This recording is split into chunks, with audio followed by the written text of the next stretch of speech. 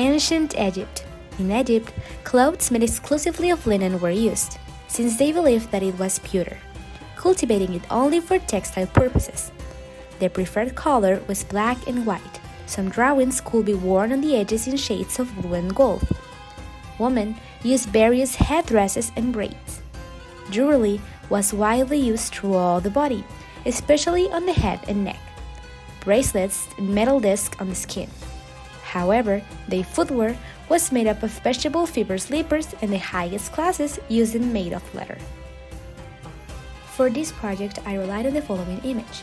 To imitate the typical dresses, I used an all-black dress with a large opening in the arms and neck, leaving my shoulders uncovered.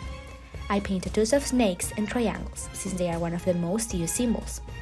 To imitate the headdresses, I put on a golden cardboard with a cobra in the middle of golden tones, as well as various golden chains that combine it. For my feet, I put on leather slippers with laces of the same color as the dress, where they are tied around my legs. Finally, the makeup. I outlined my eye, emphasizing the back of my eye, taking gold shadows in the eye socket and blue ones below. A long white dress, usually made of cotton, linen or flax, fastened around the waist with another piece of cloth, with another one on the head. We can tell this outfit was worn by the lower class as it lacks of ornaments characteristics to the higher classes. We replicated this with 4 pieces of white cloth, 2 small for the waist and head and 2 big for the dress itself. The garment chose for ancient Greece was a peplos, feminine clothing, or the similar piece chiton, both worn ankle length. This look was likely used by wealth, as fabric was a scarce resource and colored fabric even more. Additionally, but not added in this recreation, women wore a scorpion as an upper portion undergarment and another piece epiblema as an outer veil.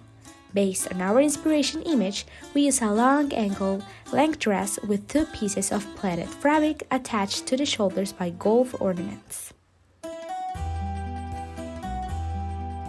In ancient Rome, men typically wore a kilted, a knee-length tunic that could be either short or long-sleeved.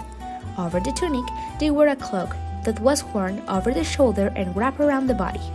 Meanwhile, more important and powerful men in Rome wore a toga, a long robe that represented peace in ancient Rome. In our picture, we used red fabric as a cloak and wore a black shirt and short to represent the tunic. In ancient Rome, women wore stolas that were like long dresses, usually with no sleeves, and used tunics over them. Sometimes they only wore tunics and a belt or something to tighten it up, to accentuate the woman's figure.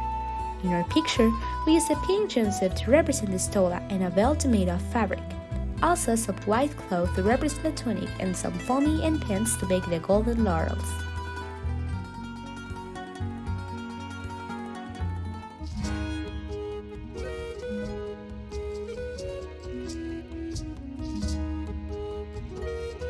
Clothes in the Middle Ages used to be quite colorful.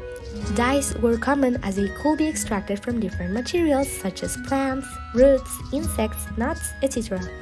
Some garments became more expensive because of the dyeing, and the most bright fabrics were worn by the wealthier. It was for this reason that the gentleman's clothing consisted of ink and black clothing to show the colors used at that time. In addition, we were inspired by the painting entitled The Acolyte, which shows a young queen electing a knight in a special chivalry ceremony. The clothes for peasant women in the Middle Ages were mostly practical and consisted of robes in brown shades. They also covered their hair because of religion. Wealthy women used more detailed gowns with wide necks and very elaborated hairstyles.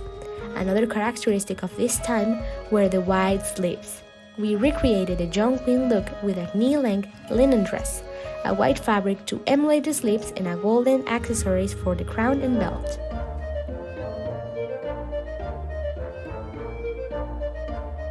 In the Renaissance, women wore long dresses with lots of layers and puffy sleeves. Renaissance fashion also reflected a person's economic and social status. Depending on your class, you were only allowed to wear certain dresses or outfits. Wealthy women will have elaborate jewelry made of gold and ornamented with expensive jewels such as pearls. Sometimes, the embroidery on their dresses used gold and silver thread. The fashion of the day were gowns comprised of tight-fitting bodies and a fuller skirt that will hang down to the ankles. This was called a kirtle.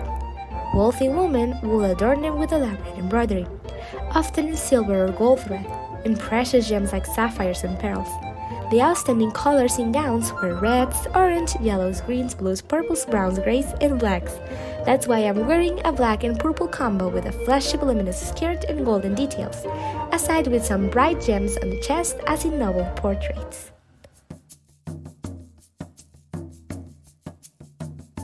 The common people dress in neguen and coarse cotton fabrics. Men generally wore a loincloth, maxtlac, and a blanket, tilmatli. The women wore skirts, cuetl, belts, nilpiloni, and weepils. Goddesses and women of rank were frequently depicted wearing a kechkimitl,